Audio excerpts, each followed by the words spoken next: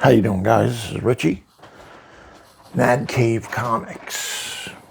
Today we have Gunpowder Profits #1.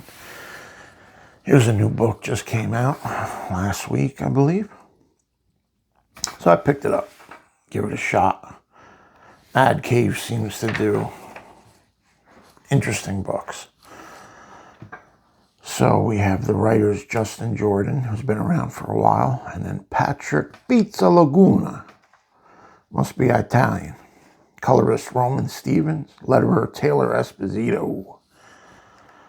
So the only one I know out of them is Justin Jordan. He's done some good work. Spread, I don't know if you guys remember Spread. So it starts off, and this guy's strapped down to a table, and this is some type of witch. It's like a woman witch. And, the usual banter. Instead of just killing the guy right away, they talk for a while. And then this maniac busts through the door holding a head with the eye gouged out and another head underneath his armpit. And he's a real big dude. Those are the witch's sons. And so she flips out and then he blasts her. This is like very bloody, very violent. And then he knocks her into the oven. Closes the door, says, "Hey, smells like pork."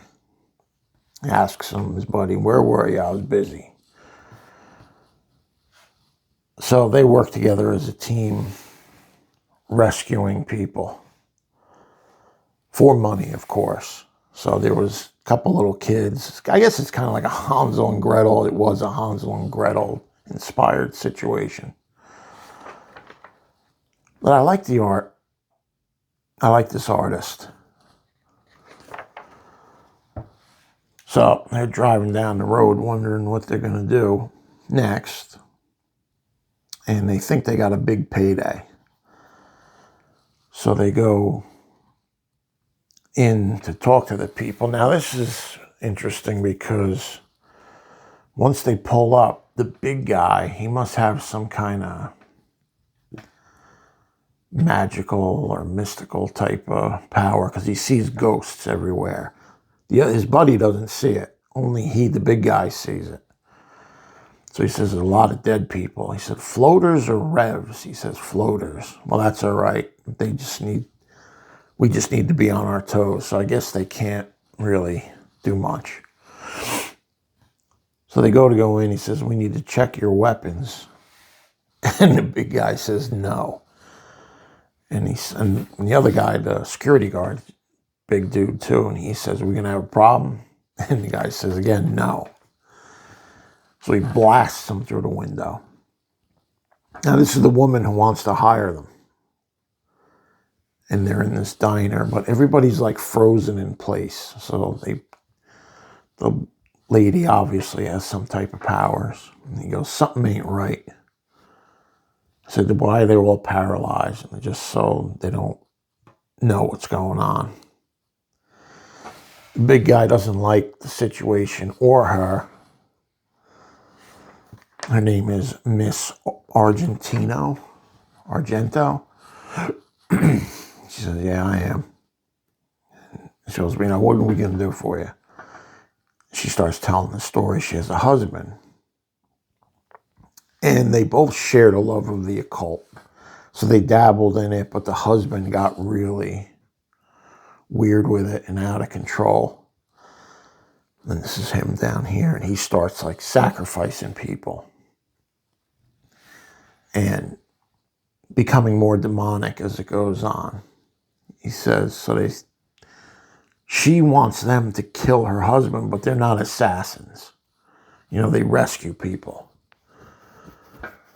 He says, "We don't kill people on purpose for money." And it starts kind of explaining the big guy's backstory. And his name is Marley. And he was in Vietnam. He says, A lot of people think Marley went crazy in Vietnam, but he went to Vietnam because he was crazy. And here he is, doing his thing in Vietnam. We're not here to discuss that kind of stuff. And she's begging him, please, please. But it turns out she's got a daughter that the husband has trapped and planning on sacrificing her. And this is the place they need to go to, out in, I guess it's in the bayou. And it just shows him becoming more and more evil. And here's the daughter. He leaves the daughter alone. She's in her room happy, but she knows what's coming, which I find to be odd. There's like something a little off. So sure, they take the job and they go in and the big guy starts killing people. Look at that crazy panel. He like crunched his head and he's trying to kill everybody silently.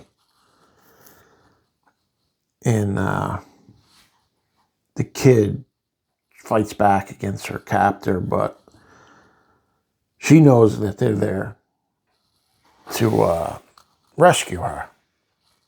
And she goes, oh no. She goes, what are you looking at? Something bad, isn't it? And now the doorway that he came through is now gone. So she says, he knows you're here. And here comes bang, bang, bang. He starts shooting, so the big guy hears it. And he says, I guess we're done being quiet. And here come the evil guys. Minions. So he starts killing them off. And there's the evil guy right here. So I presume my wife sent you. Are you going to step away from my daughter? And he turns his gun into a snake. I don't know if that's an illusion. Probably is, but he starts freaking out because he knows, wow, this guy's pretty powerful. And he's beating him down, and the big guy's dealing with a whole bunch of bayou people who were entranced by this evildoer. So he brings out this dagger and out of nothing and about to cut him up, and the kid blasts him over the head. He's knocked out. They take the kid. They get out of there. He tells him, you got to, finally the big guy and meets up with them and tells him duck, and then he shoots and he blasts the guy in the chest. And she's freaked out that it's her father. So they're going out and this is like crazy, man. The guy gets blasted in the head. He said, must have missed one. He said, you can't kill everyone. And he goes, that's what they said in Nam too. I want to get some miles between us and that. So it's a freaky place. They know it's freaky before something bad happens. Now here's the dad who had just gotten shot.